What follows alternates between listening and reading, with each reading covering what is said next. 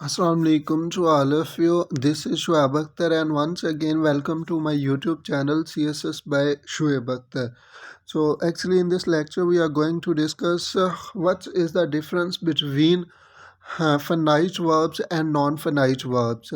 So, before starting the lecture, we have to recall what we have done. So, in the very first lecture, we have done what is parts of speech. How can we define parts of speech? कि हम parts of speech को कैसे define कर सकते हैं, ठीक है। इस बात को फर्स्ट लेक्चर में समझाना चाह था। और इसी लेक्चर में हमने ये भी बात डिस्कस की कि नाउन की काइंड्स कितनी होती हैं, ठीक है। तो नाउन की काइंड्स को काफ़ी डिटेल्स के साथ आप लोगों को समझाया। और सेकंड लेक्चर में हमने नाउन के फंक्शंस को काफ़ी डिटेल्स के साथ सीखना चाहा कि एक सेंटेंस में नाउन्स जो हैं वो कौन कौन से फंक्शंस जो हैं वो दे पाते हैं, ठीक है। तो इन फंक्शंस को काफ़ी डिटेल्स के साथ हमने डिस्कस किया। और थर्ड लेक्चर में हमने प्रोनाउंस को स्टार्ट किया, जिसमें हमने उनके रीजंस को देखा कि हम प्रोनाउंस को यूज़ ही क्यों करते हैं इंग्लिश लैंग्वेज में।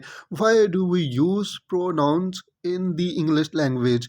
हम प्रोनाउंस को क्यों यूज़ करते हैं, इसके पीछे कुछ सिचुएशंस होती हैं, कुछ केसेस होते हैं जो हमें फोर्स करते हैं। तो वो सारे के सारे काफ़ी डिटेल्स के साथ आप लोगों को मार्क करना चाहे। और फोर्थ लेक्चर में हमने एडजेक्टिव्स को काफ़ी डिटेल्स के साथ डिस्कस किया कि एक एडजेक्टिव जो है वो कैसे क्वालिटी या क्वांटिटी बता पाता है नाउन्स या प्रोनाउंस के। और सेकंड लास्ट लेक्चर में हमने आर्टिकल्स को डिस्कस किया कि आर्टिकल्स हैं कितने। There are 5 articles in the English language. कैसे हैं आप वो लेक्चर देख सकते हैं, उसमें मैंने इस बात को प्रूव किया था कि वाकई ही कैसे ये 5 आर्टिकल्स जो हैं वो इंग्लिश लैंग्वेज में होते हैं, ठीक है। तो इसके बाद लास्ट लेक्चर में हमने वर्ब को स्टार्ट किया। तो मैंने स्टार्टिंग यहाँ से ली थी कि वर्ब को वर्ब ही क्यों कहते हैं, ठीक है। और वर्ब की डेफिनेशन को समझाना चाहा, लेकिन वर्ब की ऐसे नहीं डेफिनेशन समझाई कि वर्ब जो है वो एक्शन को शो करता है। हाँ, वर्ब जो जो फंक्शंस जो हैं वो एक सेंटेंस में परफॉर्म कर सकता है, उन फंक्शंस की बिना पर हमने वर्ब की डेफिनेशन को डिस्कस किया। और हम लोगों ने वर्ब की इम्पोर्टेंस को भी डिस्कस किया कि जैसा कि देखो मैंने आप लोगों को एग्जांपल भी दी थी कि no blood no life, similarly no verb no sentence. कि वर्ब की इतनी इम्पोर्टेंस है कि वर्ब के बिना इंग्लिश लैंग्वेज में आप सेंटेंस नहीं बना सकते। अगर आपने कोई सेंटेंस बनाना है तो उस सेंटेंस को सेंटेंस कहलाने का हक जो है वो तब मिलता है जब उसमें कोई वर्ब होती है, ठीक है। और वर्ब में भी उसके पास एक फ़नाइट वर्ब होनी चाहिए। अब फ़नाइट क्या होती है वो तो हम आज के लेक्चर में काफ़ी डिटेल्स के साथ डिस्कस करेंगे, लेकिन हाँ कुछ हमने लास्ट लेक्चर में भी डिस्कस किया था। और इसके अलावा वर्ब की जो फॉर्म्स हैं विद देयर नेम्स, उनको समझाना चाहा कि वर्ब की फॉर्म्स कितनी होती हैं, ठीक है। तो कुछ ये कहते हैं कि 4 फॉर्म्स होती हैं, ठीक है। प्रेजेंट फॉर्म होती है, पास्ट फॉर्म होती है, ठीक है, पास्ट सिंपल जिसे आप कहते हैं, पास्ट पार्टिसिपल होता है और प्रेजेंट पार्टिसिपल होता है। और कुछ यानी कि लोग जो हैं वो ये कहते हैं, कुछ टीचर्स ये कहते हैं कि there are 5 forms of verb, जिनमें यानी कि राइट, और जब इसी में या प्रेजेंट में सिंगुलर सब्जेक्ट के साथ यूज़ करते हैं तो राइट्स बन जाता है। इसको भी वो कहते हैं कि ये वर्ब की एक अलहदा से फॉर्म है, हालांकि होती नहीं है।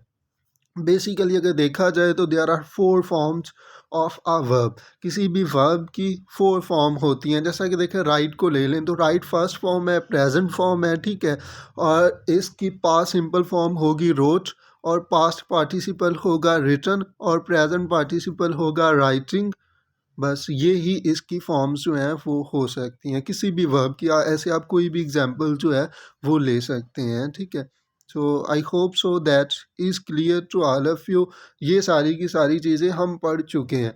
आज के लेक्चर में हमने डिस्कस करना है कि फनाइट और नॉन फनाइट वर्ब्स में क्या डिफरेंस है। How can we differentiate between finite verbs and non finite verbs. So let's start without wasting any time. So first of all first sentence देखें, आई राइट अ लेटर, ठीक है। I write a letter.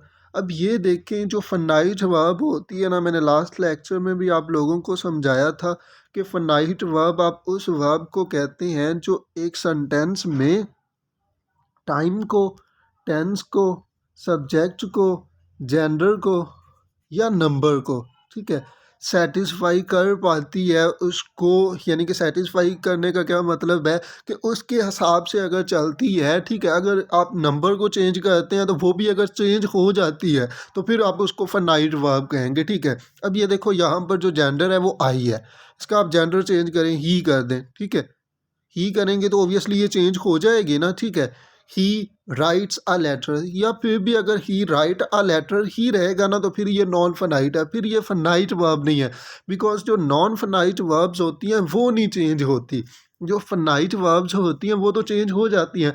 वो satisfy करती हैं किसी भी sentence के time को, जेंडर को, टेंस को, ठीक है, सब्जेक्ट को या नंबर को। जो फाइनाइट वर्ब्स होती हैं वो सेटिस्फाई करती हैं, और एक सेंटेंस को सेंटेंस कहलाने का हक जो है वो तब मिलता है जब उसमें कोई एक फाइनाइट वर्ब होती है, नॉन फाइनाइट नहीं। फाइनाइट वर्ब होगी तो तब आप उस सेंटेंस को सेंटेंस कह सकते हैं, अदरवाइज यू कांट से कि ये आपके पास कोई सेंटेंस है। अब ये देखें हमारे पास, हम फर्स्ट एग्जांपल को ले लेते हैं, आई राइट अ लेटर।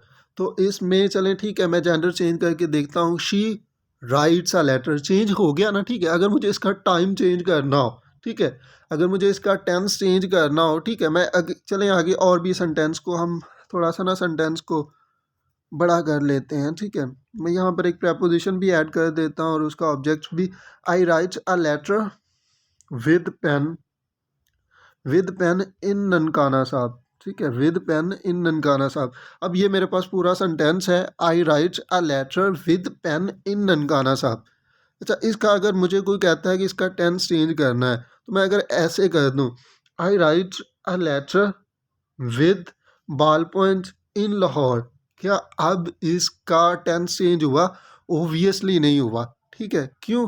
बिकॉज आपने ये प्रपोजिशन के साथ जो ऑब्जेक्ट था उसको चेंज किया और एडवर्ब को चेंज किया है, ठीक है। और एडवर्ब को या प्रपोजिशन का जो ऑब्जेक्ट है उसको चेंज करने से कभी भी टेंस जो है वो नहीं चेंज होता। इवन अगर आप इस वर्ब का भी ऑब्जेक्ट जो है वो चेंज करेंगे फिर भी टेंस नहीं चेंज होगा।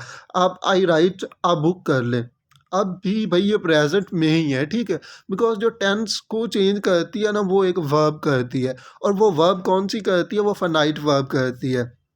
क्या इस वर्ब से आप टेंस चेंज कर सकते हैं? आप कहेंगे हाँ सर हम कर सकते हैं, I wrote a letter, I wrote a book, तो मैंने एक लेटर लिखा था, तो टेंस जो है वो चेंज हो गया ना, टाइम जो है वो चेंज हो गया। अगर हो गया है तो ये फाइनाइट वर्ब है, ठीक है। जो एक सेंटेंस में हमने ये भी बात डिस्कस कर ली जेंडर को, ठीक है, आफ्टर दैट टेंस को चेंज कर सकती है, टाइम को चेंज कर सकती है, ठीक है, नंबर को भी, नंबर के हिसाब से भी। अब ये देखें, अगर मैं वी कहूँ, we write a letter, we आपके पास एक प्लूरल नंबर है। अगर मैं कहता हूँ दे राइट अ लेटर, दे एक प्लूरल नंबर है। अगर यहाँ पर आप सिंगुलर करेंगे, ठीक है, कि शी या ही, तो ही राइट्स अ लेटर, तो ही सिंगुलर नंबर है, तो उसके हिसाब से आगे वर्ब जो है वो भी चेंज हो रही है। दैट्स मीन उसको सेटिस्फाई कर रही है। अगर तो कर रही है तो ये फनाइट वर्ब है, अदरवाइज ये नॉन फनाइट वर्ब है। आई hope so you guys got my point. चलें हम और एग्जाम्पल को देख लेते हैं। अब ये देखें, ही टीच इंग्लिश, ठीक है, ही टीच इंग्लिश, वो इंग्लिश पढ़ाता है, ठीक है। लेकिन अगर मैं यहाँ पर नंबर चेंज करता हूँ, दे टीच इंग्लिश, तो ओबियसली ये चेंज हो जाएगी। और अगर ये नंबर को सेटिस्फाई कर रही है तो ये फाइनाइट वर्ब है, ठीक है। वो सारी की सारी वर्ब्स जो एक सेंटेंस में टेंस, टाइम, जेंडर, नंबर को सेटिस्फाई कर पाती है, उसके हिसाब से चेंज हो जाती हैं, उनको आप फाइनाइट वर्ब्स कहते हैं, ठीक है। अब ये देखो, ऐसे देखो, अगर मैं कहूँ ही ड्राइव्स आ कार, मैं यहाँ पर जेंडर चेंज करके देखता हूँ, आई ड्राइव आ कार। तो अब यहाँ पर जैसे मैंने आई लगाया तो drive, I drives a car तो नहीं ना कह सकता, I drive a car, change होगी ना। अगर तो ये चेंज हो गई है, दैट्स मीन ये सब्जेक्ट को, टेंस को, टाइम को, नंबर को सेटिस्फाई कर रही है, और अगर ये कर रही है तो ये फाइनाइट है, अदरवाइज ये नॉन फाइनाइट होगी, ठीक है। सो आई होप सो कि आप लोगों को जो फाइनाइट वर्ब्स होती हैं वो कौन सी होती हैं ये समझ आ गई होनी है, ठीक है। फर्दर मैंने लास्ट लेक्चर में एक बात और बताई थी जिसको मैं नेक्स्ट लेक्चर में काफ़ी डिटेल्स के साथ समझाऊंगा, ठीक है। बी के साथ, ठीक है, अगर तो आप as a principal verb use कर रहे हैं ना, ठीक है, किसी और वर्ब को और बी को ऑक्सिलरी वर्ब, बिकॉज बी जो है, बी को प्राइमरी ऑक्सिलरी कहते हैं, ठीक है, बी मेन वर्ब की तरह भी यूज़ हो जाती है। जैसे कि देखो, अगर मैं कहूँ कि दिस इज़ शुएब अख्तर, मैं हर लेक्चर में बोलता हूँ दिस इज़ शुएब अख्तर, तो यहाँ पर इज़ जो है वो आपके पास एक मेन वर्ब है, प्रिंसिपल वर्ब है, ठीक है। आप इसको ये नहीं कह सकते कि यहाँ पर ऑक्सिलरी वर्ब है। क्यों नहीं कह सकते? बिकॉज ये देखो, ऑक्सिलरी का क्या मतलब है? टू हेल्प, यानी कि मदद करना। तो यहाँ पर तो ये किसी वर्ब की मदद कर ही नहीं रही, ठीक है, ये तो किसी वर्ब के साथ आई ही नहीं है। अगर आती तो फिर ही आप इसको ऑक्सिलरी वर्ब कहते ना, ठीक है। यहाँ पर तो ये as a main verb use हुई है, तो ये यहाँ पर भी फाइनाइट वर्ब है। और अगर बी के साथ आईएनजी आती है, और बी के साथ हमेशा आईएनजी आती है, ये याद रखना। बी की कितनी फॉर्म्स हैं, ठीक है, तो बी की 8 फॉर्म्स होती हैं, वैसे तो 4 फॉर्म्स ही होती हैं, लेकिन इन नंबर 8 फॉर्म्स होती हैं, ठीक है। हमने लास्ट लेक्चर में भी काफ़ी डिटेल्स के साथ डिस्कस किया था।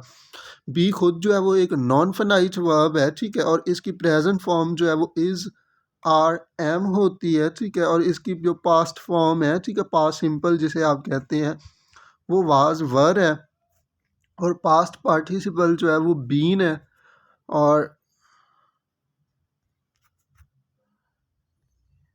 बीन है, और बीइंग जो है ये इसकी प्रेजेंट पार्टिसिपल फॉर्म है। तो ये बी की 4 फॉर्म्स हैं, बट इन नंबर ये 8 हैं, ठीक है। अब ये देखो, अगर तो बी के साथ आई एन जी आती है, और बी के साथ हमेशा, अगर सेंटेंस एक्टिव है तो बी के साथ हमेशा आई एन जी ही आती है, ठीक है, ये याद रखना। अगर सेंटेंस एक्टिव है, अगर आपको चेक करना है कि सेंटेंस पैसिव है या एक्टिव है, तो अगर बी के साथ आई एन जी आई है, दैट्स मीन कि सेंटेंस जो है वो एक्टिव है। He is going, he is writing a letter, he is क्या है? बी की फॉर्म ही है ना, तो he is writing, writing I N G form of verb है ना, ठीक है। तो अगर ये आई है, दैट्स मीन सेंटेंस जो है वो एक्टिव है, ठीक है। हाँ, सो अ लेटर इज रिटर्न, ठीक है, तो यहाँ पर बी के साथ अगर पास्ट पार्टिसिपल आता है तो सेंटेंस जो है वो पैसिव है। फर्दर ये सारी की सारी डिटेल्स को हम नेक्स्ट लेक्चर में डिस्कस करेंगे। मैंने इसी वजह से ये यहाँ पर मेंशन करना चाहा कि अगर किसी के माइंड में ये क्वेश्चंस आ रहे हैं, ठीक है, कि बी के साथ जब आईएनजी आती है तो वो फिर क्या, यानी कि फ़नाइट होगी, नॉन फ़नाइट होगी, तो ये सारी की सारी कन्फ्यूजन जो है ना, ये मैं नेक्स्ट लेक्चर जो होगा वो हमारा इसी पर ही होगा, ठीक है, ऑक्सिलरी वर्ब्स पर। तो वहाँ पर हम ना काफ़ी डिटेल्स के साथ इसको डिस्कस कर लेंगे, ठीक है। तो इसी वजह से मैंने इस लेक्चर में मार्क इसको नहीं करना चाहता, बिकॉज नेक्स्ट लेक्चर जो है उसमें हम जस्ट पार्टिकुलर इन्हीं चीज़ों को काफ़ी डिटेल्स के साथ डिस्कस करेंगे। ओके, सो अब ये देखें, आई राइट अ लेटर, तो इसमें राइट जो है वो सब्जेक्ट को चेंज कर रही थी, ठीक है। सब्जेक्ट को चेंज करने का मेरा मतलब ये है कि सब्जेक्ट को सेटिस्फाई कर रही है, ठीक है। चेंज नहीं, आप यहाँ पर वर्ड यूज़ कर सकते हैं कि सब्जेक्ट को सेटिस्फाई करती है, ठीक है। टाइम को सेटिस्फाई कर सकती है, टाइम को चेंज कर सकती है, ठीक है, एट्सेट्रा। तो ये देखो, अगर ये फंक्शन दे रही है तो ये फाइनाइट वर्ब है। लेकिन ये देख लें, अगर मैं कहूँ कि I have to write a letter, I have to write a letter, यहाँ पर भी मैंने राइट ही लिखा ना, यहाँ पर भी मैंने लिख दिया कि I have to write a letter. तो यहाँ पर क्या ये, यानी कि जो राइट वर्ब लिखी है ये फाइनाइट है या नॉन फाइनाइट है? तो यहाँ पर आपके पास ये एक नॉन फाइनाइट वर्ब है, बिकॉज ये देखो, I have to write a letter, इसका अगर आप टेंस चेंज करेंगे, ठीक है, इसको आप कहते हैं मैंने टाइम इसका चेंज करना, मैंने इसको पास्ट में लेकर जाना है, तो क्या आप ऐसे कर सकते हैं? I have to wrote a letter, आप कहेंगे सर ऐसा तो हो ही नहीं सकता, I have to wrote a letter, तो ऐसा इम्पॉसिबल है, आप ऐसा नहीं कर सकते, ठीक है। तो फिर क्या करना होगा? I had to write a letter, ठीक है। अच्छा, आप नंबर चेंज कर लें, आप सब्जेक्ट यानी कि जेंडर को चेंज करके देख लें। शी, क्या ऐसे होता है? She have to writes a letter, आप कहेंगे नहीं सर, वो she has to write a letter ही रहना है, ये टू राइट जो है ये कभी भी चेंज नहीं हो सकता। अगर ये चेंज नहीं हो सकता तो फिर ये क्या है? ये फिर नॉन फाइनाइट है, ठीक है। अब ये देखें, सिमिलरली यहाँ पर देखें, अगर मैं कहूँ कि his writing is good, his writing is good. तो हिज क्या है, मैंने अपने आई थिंक सो एडजेक्टिव वाले लेक्चर में काफ़ी डिटेल्स के साथ आप लोगों को समझाया था कि माई, ठीक है, आवर, ठीक है, इसके बाद योर, हिज, हर, ठीक है, ये सारे के सारे, देयर एंड इट्स, ये सारे के सारे एडजेक्टिव्स होते हैं, ठीक है। माई, आवर, योर, हिज, हर,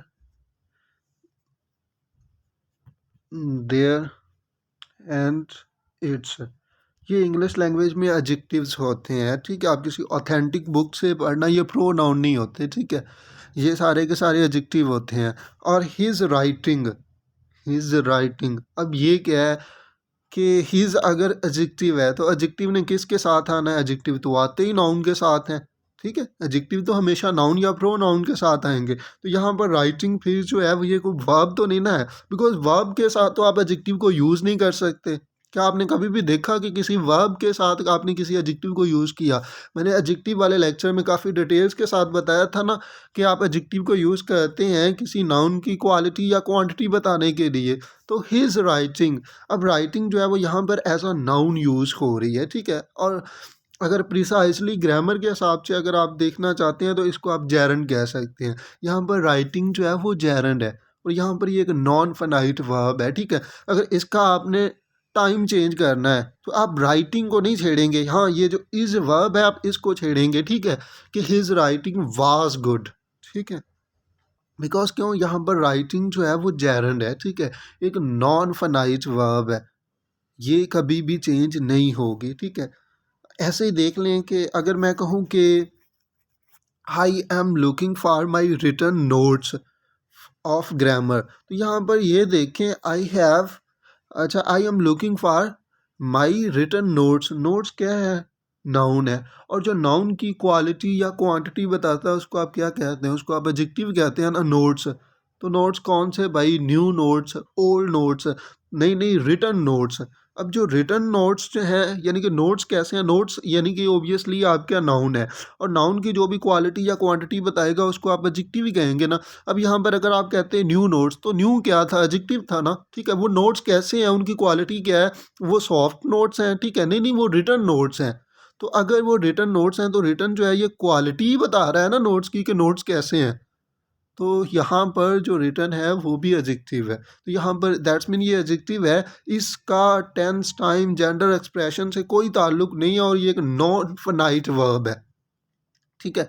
हम इनको नॉन फाइनाइट वर्ब्स क्यों कहते हैं, बिकॉज ये देखो कि ये एक सेंटेंस में टेंस, टाइम, जेंडर, एक्सप्रेशन को चेंज नहीं कर पाती, एक सेंटेंस में ये इन चीज़ों को सेटिस्फाई नहीं कर पाती। अगर नहीं कर पा रही तो इनको आप नॉन फाइनाइट कहेंगे, ये फिर फाइनाइट वर्ब जो हैं वो नहीं हो सकते।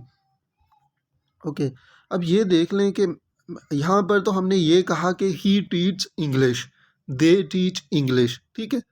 लेकिन आप लोगों ने ये भी तो देखा होना है कि ये सेंटेंस जो है, teaching is not a cup of T. Cup of T का मतलब होता है कि इजी वर्क, जो बहुत ज़्यादा इजी हो, जिसको हर कोई कर सकता है, ठीक है। बिकॉज चाय बनाना जो है वो इतना ज़्यादा इजी है कि हर कोई जो है वो बना सकता है। तो ये आपके पास एक ईडियम होती है अ कप ऑफ टी, यानी कि बहुत ज़्यादा इजी वर्क। लेकिन टीचिंग जो है वो तो कोई यानी कि इतना ज़्यादा इजी वर्क नहीं ना है। तो यहाँ पर टीचिंग को आपने क्या किया है, एज अ सब्जेक्ट यूज़ किया, बिकॉज यहाँ पर ये सब्जेक्ट है। और इंग्लिश लैंग्वेज में मैंने अपने फर्स्ट लेक्चर में बताया था कि जो सब्जेक्ट या ऑब्जेक्ट है वो या तो नाउन हो सकता है या प्रोनाउन हो सकता है। यहाँ पर आपने टीचिंग को एज अ सब्जेक्ट यूज़ किया है और अगर ये सब्जेक्ट है तो ये नाउन है, ये जेरंड है यहाँ पर, ठीक है। तो अब यहाँ पर टीचिंग जो है वो कोई वर्ब नहीं है, बिकॉज आपने अगर इसका टेंस चेंज करना है, ठीक है, अगर टेंस चेंज करना है तो ऑब्वियसली क्या आप टीचिंग को चेंज करेंगे, नहीं, आप इज़ की जगह पर वाज को लेकर आएंगे। बिकॉज यहाँ पर ये जो इज़ है ये वर्ब है, ठीक है, ये फाइनाइट वर्ब है, ये टेंस, टाइम, जेंडर, एक्सप्रेशन को चेंज कर सकती है और कोई वर्ब जो है वो नहीं कर सकती। और टीचिंग जो है वो यहाँ पर वर्ब नहीं है, वो सब्जेक्ट है। और इंग्लिश लैंग्वेज में सब्जेक्ट या ऑब्जेक्ट जो है वो या तो नाउन हो सकता है या प्रोनाउन हो सकता है, इसके अलावा और कोई भी parts of speech English language में सब्जेक्ट या ऑब्जेक्ट होने का हक जो है वो नहीं रखता, ठीक है। इसके अलावा आई लाइक टीचिंग, ठीक है। अब ये देखें आई लाइक टीचिंग, तो अब ये आई सब्जेक्ट है, ठीक है, लाइक जो है वो वर्ब है, और वर्ब के बाद किसने आना है, ऑब्जेक्ट नहीं आना है ना, ठीक है।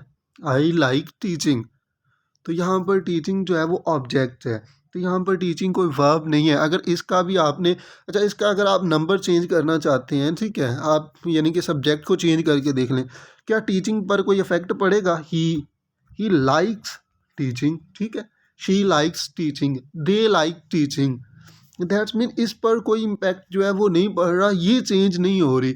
और अगर ये चेंज नहीं हो रही तो इसको आप नॉन फाइनाइट कहेंगे, ठीक है। Okay, I know how to teach English grammar, ठीक है, I know how to teach English grammar. तो अब ये देखें कि यहाँ पर जो हाउ टू टीच है, टू टीच क्या है, ये इन्फिनेटिव है, ठीक है। जब भी फर्स्ट फॉर्म ऑफ वर्ब आती है टू के साथ तो उसको आप इन्फिनेटिव कहते हैं, जो कि एक नॉन फाइनाइट वर्ब है, ठीक है। ये इन्फिनेटिव है, ये नॉन फाइनाइट। इन्फिनेटिव्स क्या होते हैं मैं वेरी सून काफ़ी डिटेल्स के साथ आप लोगों को समझाऊंगा भी, लेकिन यहाँ पर ये एक नॉन फाइनाइट वर्ब है। अब इसका टेंस चेंज करके देखें, ठीक है, क्या ऐसे होगा I know how to taught English grammar, obviously नहीं होगा, ठीक है। आप कहेंगे I I knew how to teach English grammar, because ये वर्ब है यहाँ पर, ठीक है, और ये सारा का सारा ऑब्जेक्ट है। कैसे है हम नेक्स्ट लेक्चर में काफ़ी डिटेल्स के साथ डिस्कस करेंगे, लेकिन इस लेक्चर में हमने जस्ट फनाइट और नॉन फनाइट को डिस्कस करना है।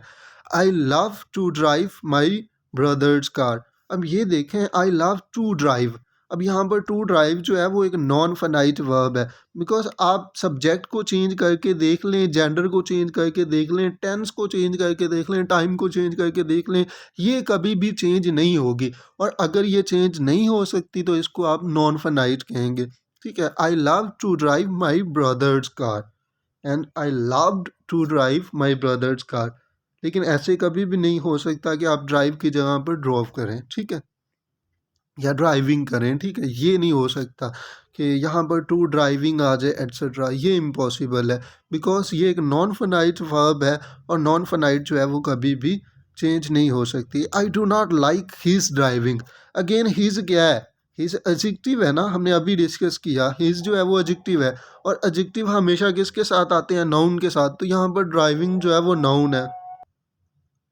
Okay, so last example I have to drive, again to drive infinitive है, ठीक है, ये कभी भी सब्जेक्ट को, टाइम को, जेंडर को और एक्सप्रेशन को सेटिस्फाई नहीं कर पाएगा, और अगर ये नहीं कर पा रहा तो इसको आप नॉन फाइनाइट कहेंगे, ठीक है। So that's all about finite verbs and non finite verbs.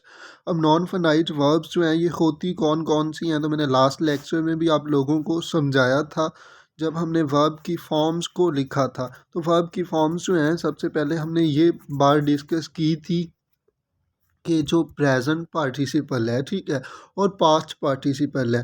Past participle यानी कि वर्ब की थर्ड फॉर्म, ठीक है, जैसा कि देखें राइट, रोट, रिटर्न, रिटर्न जो है ये आपके पास पास्ट पार्टिसिपल फॉर्म है। तो ये जो है ये अगर हैव के साथ आती है, अगर ये हैव के साथ आ रही है ना, I have written the letter, ठीक है, तो यहाँ पर ये क्या है, ये फनाइट वर्ब है, इसको आप फनाइट कॉम्बिनेशन कह सकते हैं।